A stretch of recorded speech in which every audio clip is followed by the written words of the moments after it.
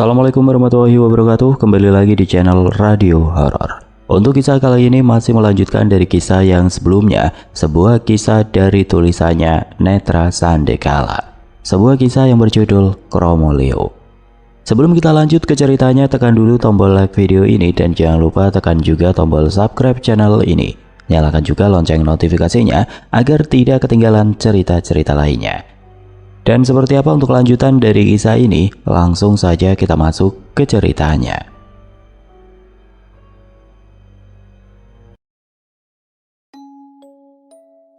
Seharian aku terus memantau Sakti. Entahlah, aku tidak paham. Biasanya aku tidak peduli dengan hal-hal seperti ini. Lantas kenapa ada dorongan lebih untuk mengetahui apa kaitannya Kromo Leo, Sakti dan angka 7 yang ia buat dengan cairan mirip darah itu. Lenguku sambil beranjak hendak ke kamar mandi. Langit di luar sudah mulai mengabu. Hanya secerca cahaya senja yang tertinggal. Daripada penat dengan semua kejadian tidak masuk akal ini, jauh lebih baik mandi untuk menyegarkan diri. Saat aku sudah sampai di mulut dapur, aku tengok pintu yang mengarah ke teras belakang terbuka. Aku kerutkan dahi ketika melihat Nekmar sedang tergopoh membawa tampa berisikan sesajen. Nek. Iya, Nduk. Boleh Sita tahu sesajen itu buat apa, Nek? Aku hampir lupa dengan sesajen yang selalu ditaruh di bagian teras rumah. Entah milik nenek atau rumah warga desa lain. Memang sudah jadi budaya, Nduk. Lagi pula tanda Kromo. Ucapnya terhenti. Kromo Leo kenapa, Nek? Nekmar panik. Ekspresinya terlihat begitu kesal. Tapi aku tidak mau tahu. Berarti benar kalau semalam aku tidak berhalusinasi. Nyatanya sekarang Nekmar juga tahu apa itu Kromo Leo. Nek. Nekmar menghela nafas panjang. Selanjutnya menaruh tampa di sudut teras, baru meminta aku mendekatinya.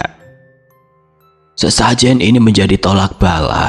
Banyak sekali mitos berseliweran di desa ini. Salah satunya Kromo Leo. Ucap Nekmar. Jadi Kromo Leo itu mitos, urban legend. Kromo Leo itu sebuah tanda akan datangnya malapetaka. Satu kematian akan diikuti dengan kematian lainnya. Ucap Nekmar. Maksudnya? Tanyaku kebingungan. Kromo Leo itu hantu pengiring jenazah. Tiap kali kedatangannya pasti menandakan bakal adanya kematian.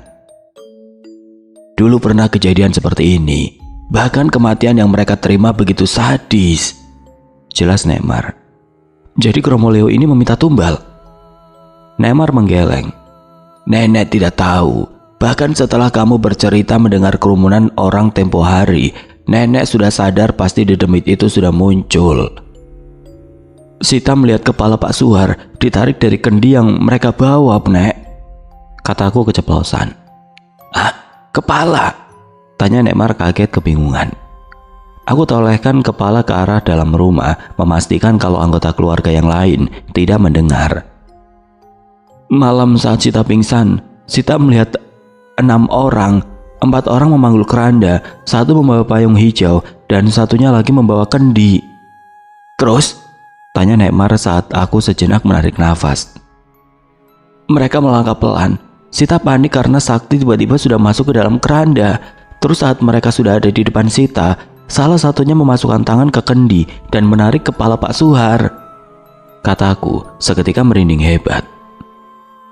Teringat kejadian itu. Ya Allah Gusti, kata Nekmar menangkupkan tangannya ke bibir. Kami saling tatap. Sejurus kemudian Nekmar menarik tanganku mengikutinya ke kamarnya. Kenapa, Nek? Dok, apapun yang kamu lihat itu Kromo Leo. Tolong. Ampun. Yang kamu lihat dan dengar jangan pernah kecari tahu.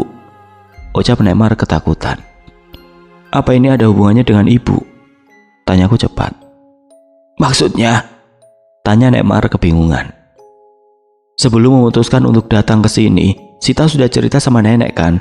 Sita selalu memimpikan ibu dengan kondisi saat aku menemukannya tergantung. Mimpi terakhir, 6 orang itu muncul tepat di bawah jasad ibu yang tergantung. Ucapku sendu. Astagfirullah, Nduk. Kamu harus pulang ke kota. Ini kesalahan. Jangan sampai apa yang terjadi dengan Tati terulang kembali, kata Nekmar. terulang kembali. Maksudnya apa, Nek? Jelaskan, tolong apa yang sebenarnya terjadi? Tanyaku makin penasaran. Nekmar diam sesaat seolah ia sedang mempertimbangkan sesuatu yang berat. Nenek yang meminta ibumu untuk pergi dari tempat ini.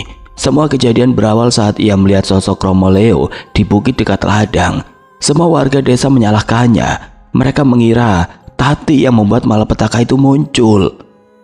Terang Nekmar, aku tidak berani memotong ucapannya. Lalu keadaan semakin parah. Hampir tiap malam Tati histeris dan mengatakan kalau bakal ada 7 kematian. Romo Leo menjadi penandanya. Jelas Nekmar. 7 kematian? Tanyaku tidak percaya. Iya, dan itu terjadi secara beruntun. Dalam kurun waktu 1 bulan, 7 warga desa meninggal secara misterius. Polanya pun tetap sama.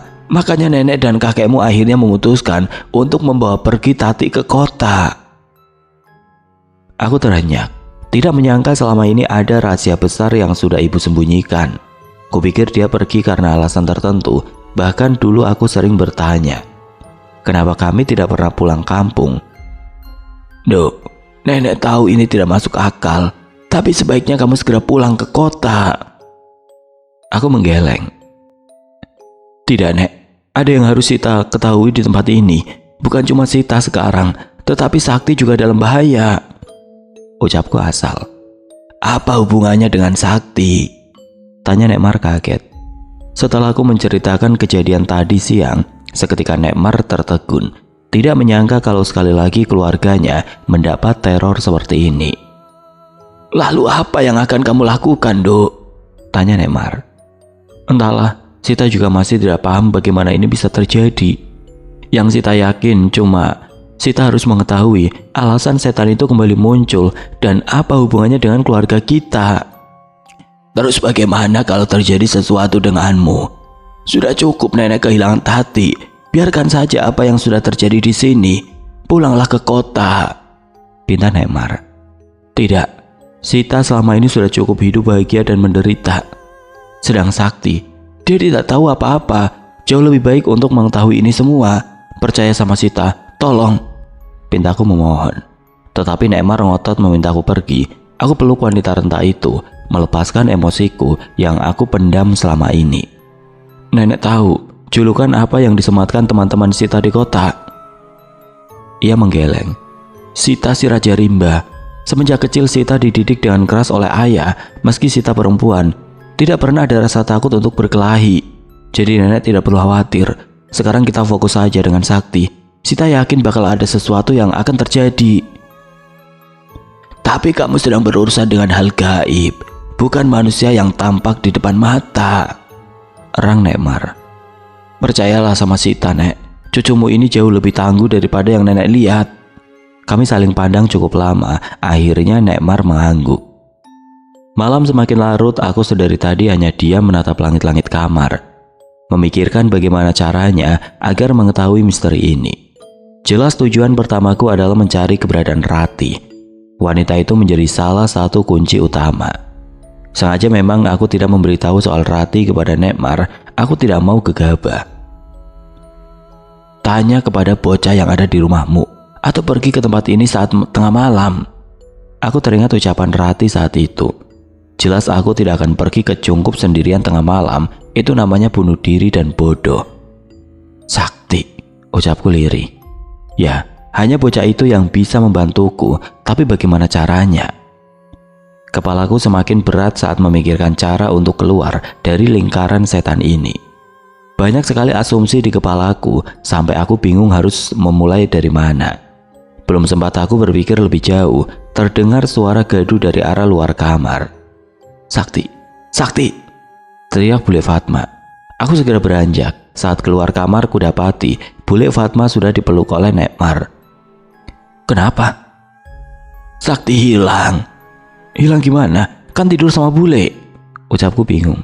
Tadi Sakti minta ke kamar mandi, tapi tidak kunjung masuk kamar. Saat Bule lihat keluar, pintu dapur sudah terbuka. Om Panca kemana? Tanyaku panik. Mencari Sakti. Ucap nenek memandangku penuh arti. Tanpa mengucapkan sepatah kata pun, Aku kembali masuk ke kamar dan meraih jaket yang tergantung di belakang pintu. "Mau kemana?" tanya Nekmar. "Cari bocah tengil itu."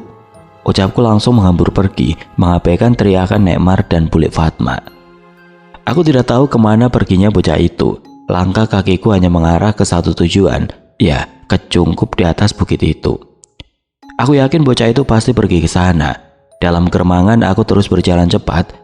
Tidak aku hiraukan dinginnya malam berkabut. Setan, sudah. Bodoh amat jika bertemu mereka. Yang terpenting sekarang menemukan bocah gila itu.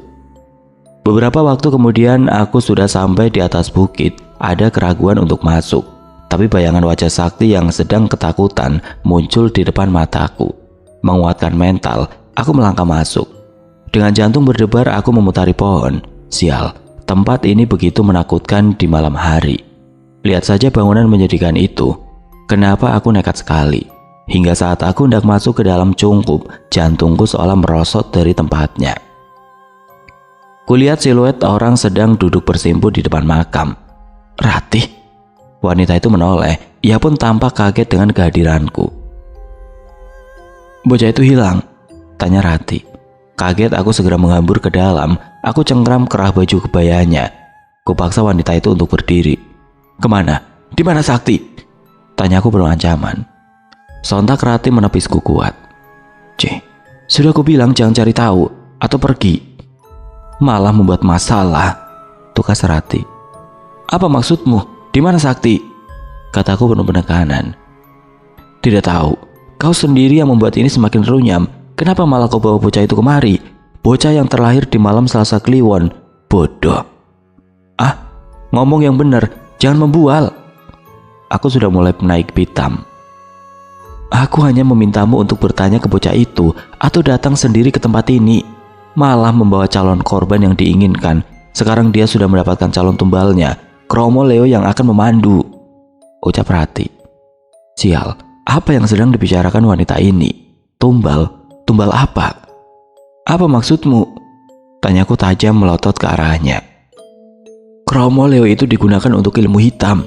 Dedemit itu bakal mencari mangsa sesuai perintah tuannya. Apa yang terjadi tadi siang di tempat ini sudah menunjukkan semuanya. 7, angka 7 itu sebagai tanda bakal Kromo Leo membawa nyawa 7 orang dan salah satunya kamu serta bocah itu," ucap Ratih sambil menunjuk ke arah keranda. "Lalu di mana Sakti?" tanyaku panik. Aku tidak peduli dengan diriku, tapi bagaimana jika terjadi sesuatu dengan bocah itu? Kalau aku tahu, aku juga tidak pergi ke tempat ini. "Tunggu, bagaimana kamu tahu semua ini?" ucapku curiga. Ya, bagaimana dia tahu kalau Sakti menghilang? "Tidak perlu aku jelaskan. Otak kecilmu tidak bakal bisa menerima. Sekarang yang paling penting, cari bocah itu sebelum malam Selasa Kliwon. Atau nyawamu dan nyawa ke orang yang sudah ditandai bakal mati." "Lalu bagaimana? Mencari di mana?" Ratih." Jeritku tidak mampu menahan panik. Aku juga tidak tahu. "Baik, saat ini aku percaya. Tapi ingat, jangan main-main. Aku juga bisa menjadi pemandu kematian." "Terserah, sekarang kau cari bocah itu," ucapnya sambil melangkah ke arah keranda bambu dan menarik kain putih yang mengikat salah satu ujungnya. Saat kaki kananku menginjak tanah, spontan aku mengerja beberapa kali ketika sorot cahaya senter itu menerpa wajahku. "Sita!" teriak Om Panca. Terdengar suara beberapa langkah kaki menuju ke arah kami. "Sita, ngapain kamu di sini?" kata Om Panca. Sedang orang-orang di belakangnya mencari-cari sesuatu. Nyari Sakti." Ekspresi Om Panca tidak percaya. Dia mengarahkan senternya ke sekeliling untuk memastikan. "Sendiri?" tanya Om Panca. "Sama Rahat," ucapku menoleh ke samping. Loh, kemana perginya Ratih? Aku sama sekali tidak mendengar langkah kakinya. Bukannya tadi ada di sebelahku. "Sita, kamu kesini sama siapa?" tanya Om Panca sekali lagi. "Ratih," ucapku mulai mencari keberadaan wanita itu. "Ratih? Ratih siapa?" tanya Om Panca. "Warga desa, orang yang sering mengunjungi tempat ini," kataku tidak fokus. "Kamu tahu ini tempat apa?" tanya Om Panca serius. "Makam," ucapku singkat masih mencari-cari keberadaan Ratih. Sita, panggil Om Panca dengan nada meninggi. Om tanya sekali lagi, ngapain kamu di tempat ini? Tanya Om Panca penuh penekanan. Nyari sakti. Sita sudah bilang kan? Kenapa kamu datang ke tempat ini? Maksudnya, kenapa kamu kepikiran untuk ke tempat ini? Aku terdiam. Apa yang harus aku katakan? Apa mesti menceritakan semua? Lihat saja ekspresi orang-orang itu, begitu bengis, seolah aku narapidana yang lari dari penjara. Sita, panggil Om Panca sekali lagi. Aku meneguk saliva. Bagaimana ini? Bocah itu tidak masuk ke dalam, masih digembok, kata seorang laki-laki. Aku menoleh cepat. Digembok? Mana mungkin bisa? Siapa yang sudah melakukan? Apa Rati? Ya, pasti itu Rati. Tapi di mana wanita itu sekarang? Kita dobrak saja. Siapa tahu sakti di dalam. Dan kamu Sita, jangan pergi. Tunggu di sini, kata Om Panca. Aku mengangguk kaku sembari melihat orang-orang itu membuka gembok. Sesekali pandanganku menyisir sekitaran, mencari keberadaan Rati. Sial, apa yang harus aku lakukan? Posisiku sangat tidak menguntungkan. Bisa-bisa aku malah dituduh berbuat sesuatu jika mereka melihat apa yang ada di dalam sana. Klak. Terdengar suara gembok yang terlepas. Tampak laki-laki itu terlihat ragu untuk bergerak lebih jauh. Kepalanya menoleh ke arah Om Panca meminta pendapat. Biar aku saja, Cip, ucap Om Panca. Tapi, kata orang yang dipanggil Cip atau Najib oleh Om Panca. Sakti anakku, Sita keluargaku, jadi mereka tanggung jawabku, ucap Om Panca sambil maju ke depan. Namun saat tangannya hampir menyentuh pintu, ia berhenti. Apa kita cek lagi di rumahmu? Siapa tahu Sakti sudah pulang. Lagi pula kita kesini karena melihat dia, ucap Najib menoleh ke arahku. Aku masih diam memperhatikan.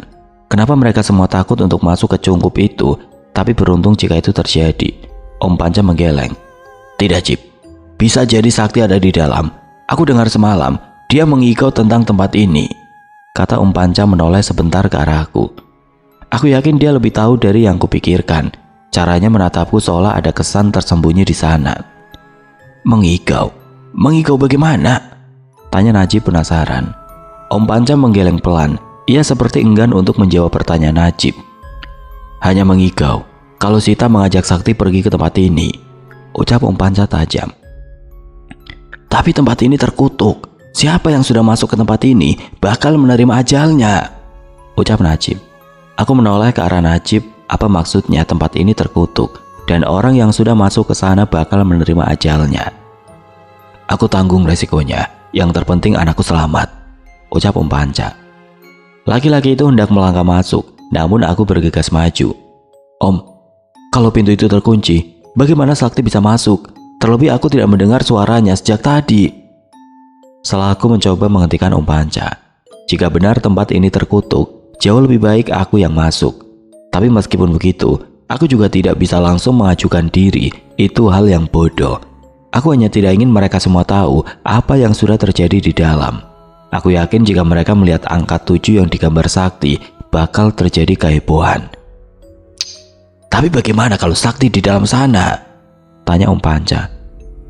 Benar kata keponakanmu, tidak mungkin Sakti bisa masuk ke dalam, ucap Najib. Sedangkan bapak-bapak yang lain terus menyoroti sekeliling.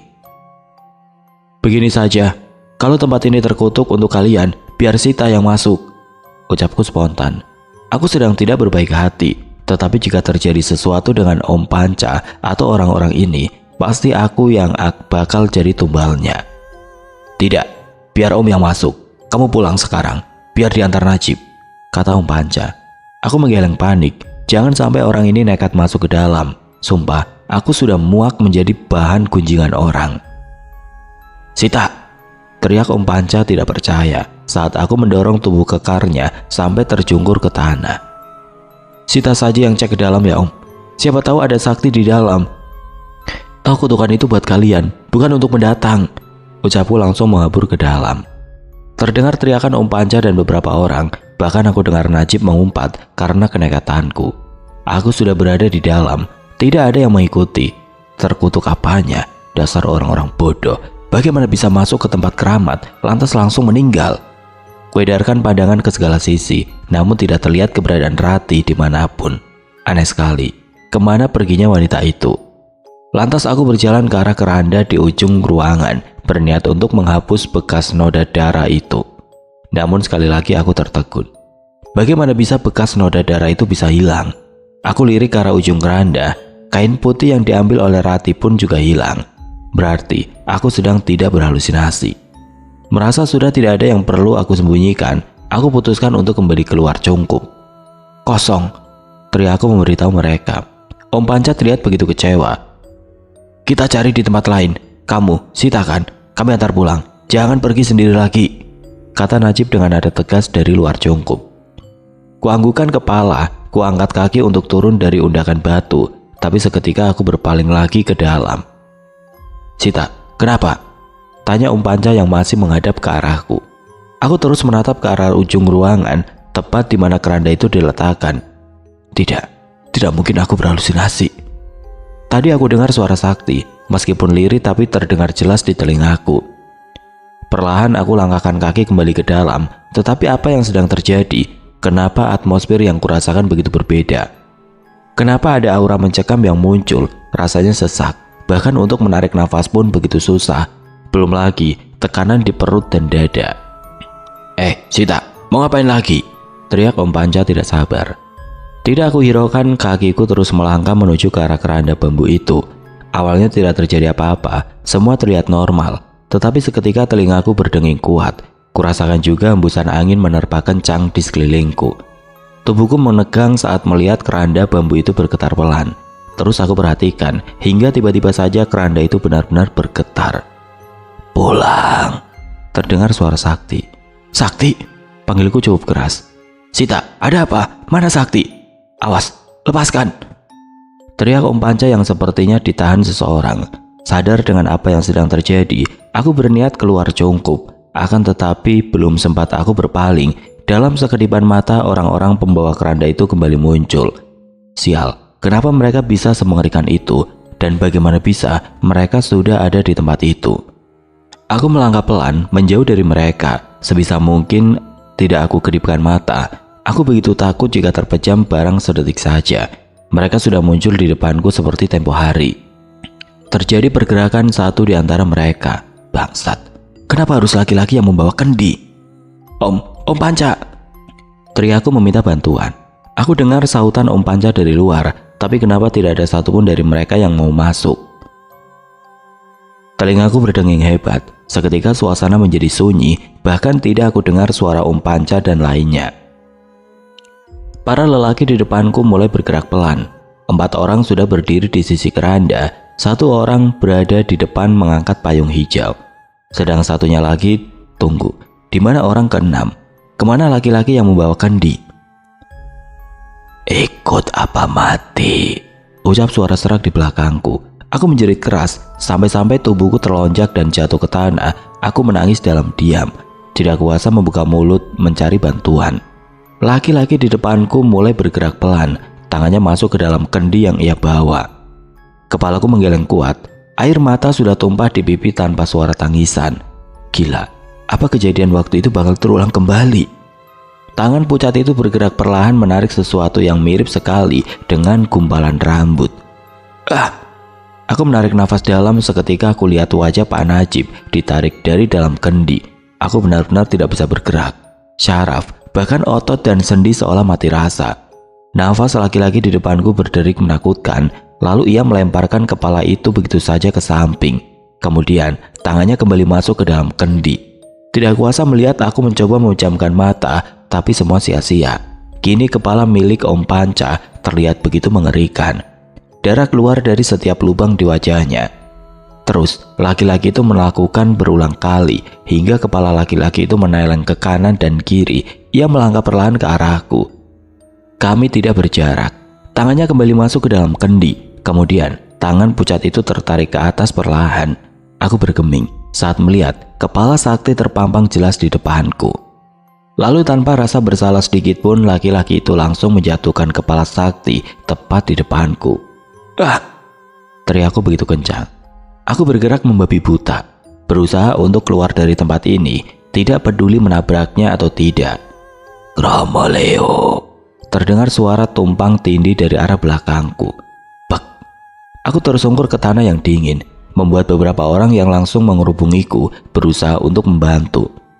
Tapi aku tepis saking paniknya. "Minggir, pergi, pergi!" teriakku histeris. Sita, Sita, tenang!" ucap Om Panca. Tidak aku gubris, siapapun yang memanggil, aku tidak peduli. Semua yang barusan aku saksikan sudah cukup membuatku gila. "Sita!" bentak Om Panca. Nafasnya terdengar memburu meski tidak jelas. Aku melihat raut wajahnya tampak begitu ketakutan. "Sita, tenang, apa yang terjadi?" tanya Om Panca. Aku menggeleng tidak tahu harus berkata apa. Semua kejadian ini sungguh membuat suaraku hilang, ditelan ketakutan. "Tarik nafas, tenang, ada apa?" tanya Om Panca. Aku terus menggeleng, menangis tidak bersuara. Dengan tangan gemetar aku menunjuk ke arah pintu masuk cungkup. "Kromoleo," ucapku lirih. Semua orang yang ada di sana seketika menoleh panik. Bahkan aku lihat 2 orang lainnya sudah lari tunggang langgang meninggalkan kami. "Astagfirullah," ucap Najib kaget.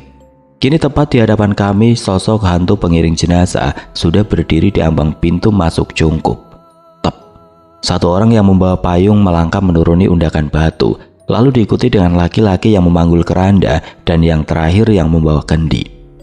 Kami bertiga tidak bisa bergerak sama sekali, seolah ada sesuatu yang mengunci tubuh kami untuk terus melihat ke arah dedemit itu. "Kromoleo," ucap laki-laki yang berada di paling depan. Bau bangkai bercampur dengan dupa langsung tercium pekat. Tep. "Kromoleo," ucap laki-laki yang paling belakang yang membawa kendi. Seketika bulu romaku berdiri kuat, tidak seperti sebelumnya. Ucapan laki-laki pembawa kendi itu seolah sebagai dentuman kematian. "Kromoleo, moleo, kromoleo," ucap suara tumpang tindih. Para dedemit itu mulai melangkah. Tanpa sadar kepalaku mengikuti arah pergerakannya. Tanpa tahu apa yang aku perbuat, aku berdiri dan menepis tangan Om Panca yang menghalangiku. "Sita," kata Om Panca menahanku lebih erat. "Lepas, ikuti atau mati," kataku tidak sadar. "Apa maksudmu, Sita? Kata Om Panca terus menahanku untuk diam. "Ikuti, ayo, ikuti mereka atau kita yang akan mati." Desaku mencoba bergerak menyusul para pengiring jenazah itu. "Jip, Najib," panggil Om Panca. Tetapi laki-laki itu bergeming, tatapannya tampak kosong, terus menatap ke arah depan. "Najib!" teriak Om Panca. Laki-laki itu tersentak kaget, lalu dia menatap ke arah Om Panca ketakutan. Ayo Melo, apa mati?" gumam Najib tidak jelas. Mendengar itu aku terus menganggukkan kepala. Kini justru Om Panca yang tampak kebingungan. Najib menarik tubuhku agar bisa segera berdiri. Begitu juga Om Panca. Meski ia terlihat kebingungan tapi tidak bertanya lebih. Kami bertiga mulai berjalan mencari keberadaan para pembawa keranda itu. Ajaibnya tidak satu pun senter yang dibawa bisa menyala. "Kemana?" ucapku kebingungan. Sial, bodoh sekali. Kenapa ini bisa terjadi di kehidupanku? Apa dosaku selama ini sampai harus mencari dedemit seperti ini? "Kita ke desa," ucap Najib. "Maksudmu?" tanya Om Panca. "Kamu tahu kan, Kromoleo menandai orang yang akan meninggal. Tidak mungkin mereka berkeliaran di kebun sayur. Satu-satunya tempat ya ke desa," jelas Najib.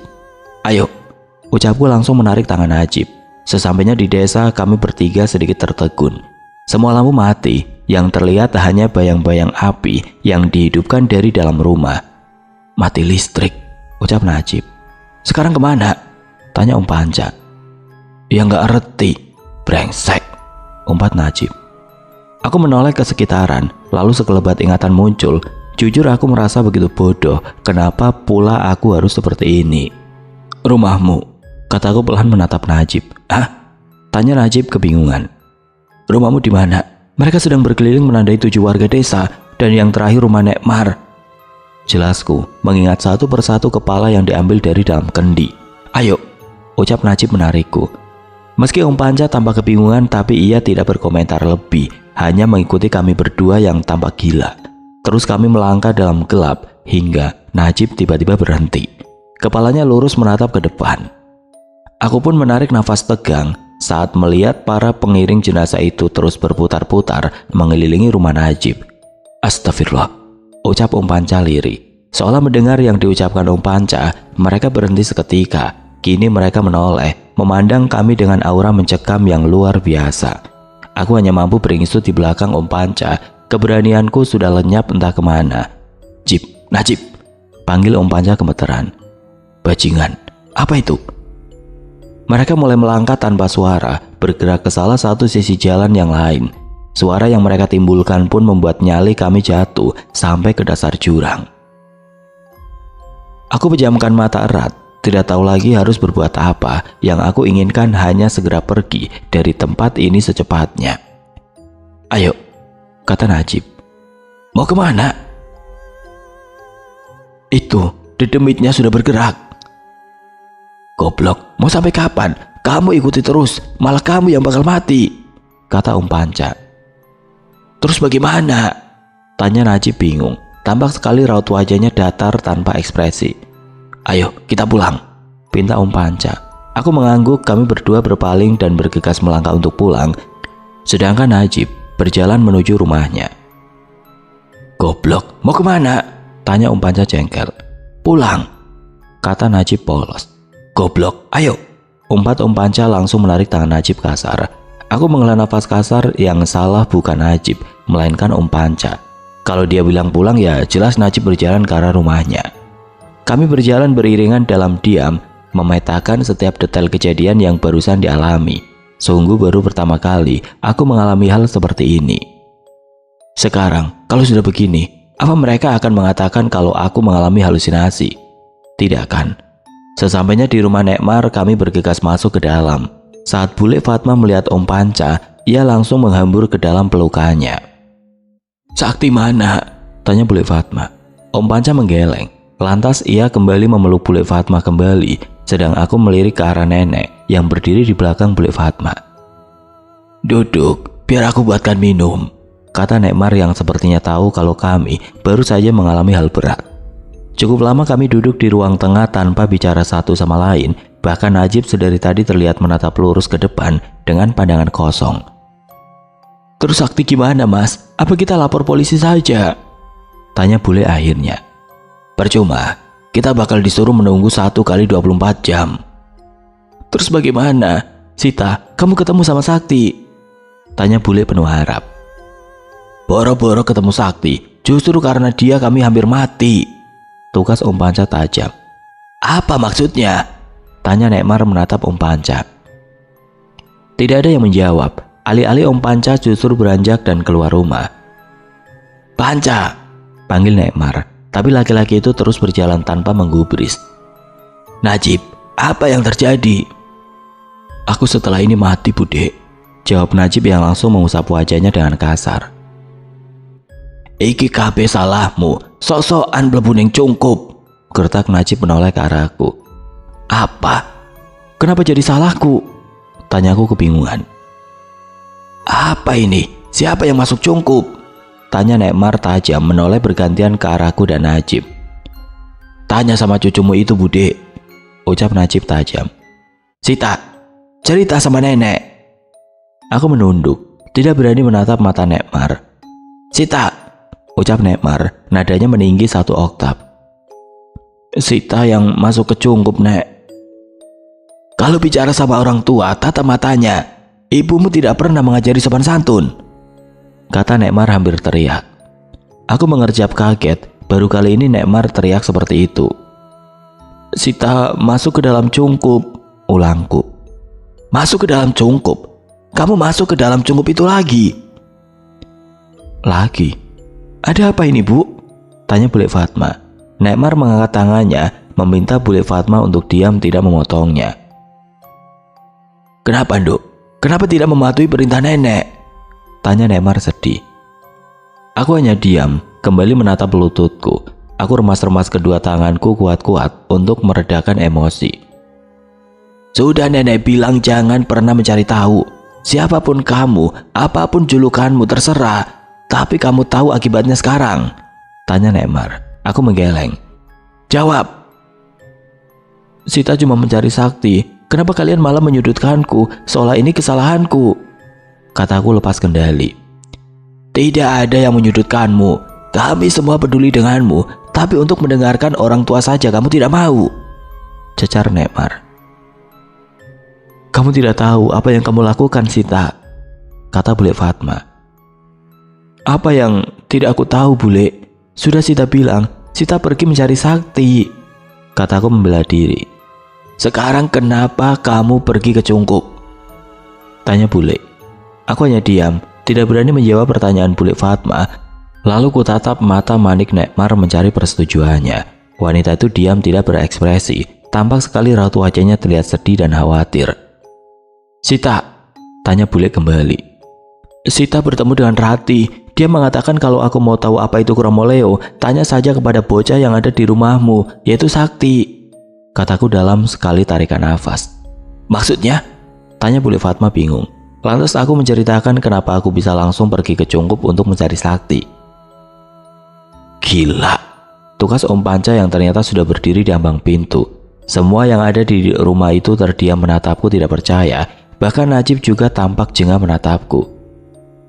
Kamu, ini memang kesalahanmu. Kalau kamu tidak pulang ke tempat ini, pasti Sakti masih ada di rumah ini, ucap Bule Fatma. Ah, salahku. Bagaimana bisa ini semua salahku? Tidak tahukah mereka kalau aku benar-benar peduli dengan bocah itu? Salahku. Kenapa menjadi salahku? Aku hanya mencari tahu, mencari keberadaan Sakti. Aku mencoba membela diri. Dok, tidak ada yang namanya Rati di desa ini. Asal kamu tahu, tidak satupun warga desa yang berani masuk ke dalam Cungkup itu. Kamu ingatkan cerita nenek soal ibumu? Tanya Nekmar. Aku tertegun mengingat ucapan Nekmar tadi sore. Puncak bukit yang nenek maksud itu adalah Cungkup, kata Nekmar. Aku terdiam, otakku langsung bekerja cepat, menyambungkan semuanya. Informasi yang kudapatkan dari Nekmar, Sakti, bahkan Rati, silih berganti masuk ke dalam kepalaku. Malam Selasa Kliwon. Malam Selasa Kliwon? Kenapa? Ada apa dengan malam Selasa Kliwon? Rati bilang kalau kita harus mencari Sakti sebelum malam Selasa Kliwon. 7 nyawa dan yang terakhir adalah Sakti, ucapku. Semua orang yang ada di ruangan itu menatapku keheranan. Aku pun yakin mereka bingung dengan ucapanku. Ya, sekarang sudah jelas. Ada orang yang sedang bermain ilmu hitam. Mereka menggunakan Kromoleo untuk menandai tumbal selanjutnya, kataku lancar. Andai mereka semua memberiku ruang untuk berpikir, mungkin aku bisa jauh lebih memahami ini semua. Lalu ingatan tentang kepala-kepala yang ditarik salah satu pengiring jenazah itu muncul di kepalaku. Sontak aku melihat ke arah Najib. Kamu setelah ini, Kromoleo menandaimu sebagai tumbal selanjutnya. Ngomong apa bocah ini, bangsat, kata Najib keras. Aku menggeleng. Terserah apa katamu, aku sudah melihat semua. Kepala-kepala itu ditarik satu persatu dari kendi yang laki-laki itu bawa. Dok, tidak, dengarkan nenek dulu. Sekarang ceritakan pelan-pelan apa yang kamu lihat semua tanpa terkecuali, ucap Nekmar lembut. Aku menekuk saliva, menarik nafas dan mulai menceritakan semua kejadian yang kualami di tempat ini tanpa terkecuali.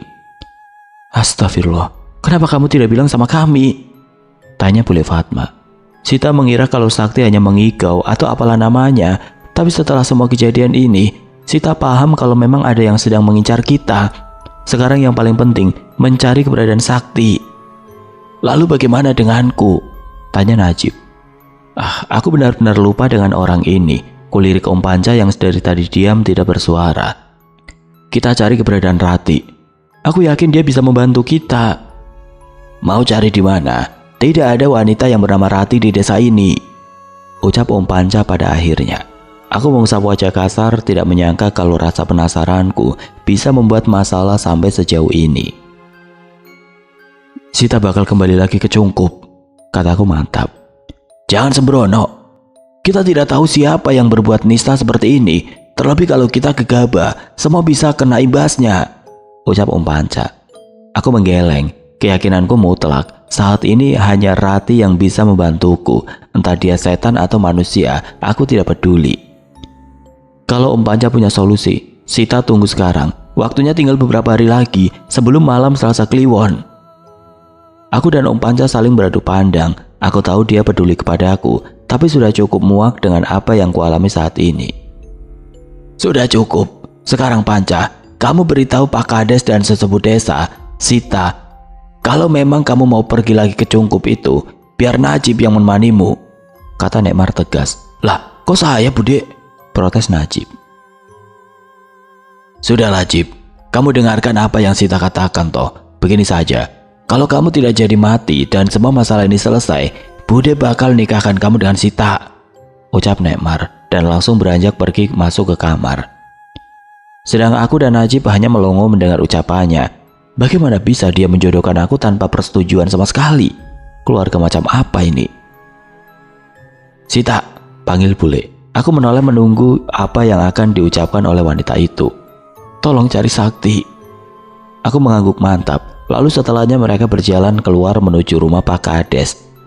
Ayo, kamu sendiri saja. Toh aku tidak minat nikah dengan wanita barbar sepertimu, ucap Najib. Najis, siapa juga yang mau nikah sama orang desa sepertimu? Tanpa menunggu balasannya, aku bergegas menuju bufet mencari senter dan setelah ketemu langsung melangkah keluar rumah menuju ke Cungkup. Sial, niat mau ketemu sama keluarga almarhum ibu malah jadi ajang perjodohan tanpa persetujuan sama sekali. Aku menggeleng. Tidak, untuk saat ini itu tidak penting. Yang harus kulakukan sekarang adalah fokus mencari keberadaan Sakti. Kalau saja aku temukan bocah itu dan dia justru sedang bersembunyi di satu tempat, lihat saja, bakal aku bedong tubuh kecilnya itu. Aku menengok ke belakang. Dasar pengecut, umpatku saat melihat keberadaan Najib. Aku sudah hampir mencapai Cungkup. Beberapa kali aku dengar suara lirik Romo Leo, namun aku tepis. Aku yakin itu hanya di dalam kepalaku. Ayo Sita, itu cuma halusinasimu, kataku menguatkan diri. Hingga akhirnya aku sampai di undakan batu pintu masuk Cungkup. Sepi, tidak merasakan hawa keberadaan orang. Aku ragu untuk masuk ke dalam. Teringat dengan semua kejadian yang baru saja kualami. Tapi apa pilihan yang kupunya? Hanya aku yang tahu soal Rati. Andai si pengecut itu ikut, pasti perasaanku jauh lebih tenang. Kumantapkan hati, tanganku sudah terjulur ke depan untuk mendorong pintu masuk. Krak. Oke teman-teman, sampai di sini dulu ceritanya. Nantikan kelanjutan kisah ini di video berikutnya. Agar tidak ketinggalan, klik tombol subscribe channel ini dan nyalakan lonceng notifikasinya. Wassalamualaikum warahmatullahi wabarakatuh.